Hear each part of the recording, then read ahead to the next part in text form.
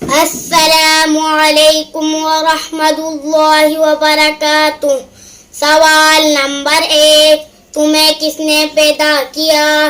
جواب، ہمیں اللہ نے پیدا کیا۔ سوال نمبر 2، اللہ کون ہے؟ جواب، اللہ ہمارا مالک ہے، وہی عبادت کے لائق ہے۔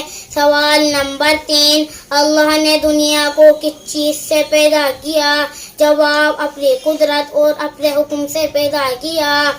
سوال نمبر 4، عالم الغیب یعنی غیب کی بات جاننے والا کون ہے؟ جواب، اللہ، صرف اللہ۔ سوال نمبر 5، مرادیں کون پوری کرتا ہے؟ جواب، اللہ، صرف اللہ۔ السلام علیکم ورحمۃ اللہ وبرکاتہ۔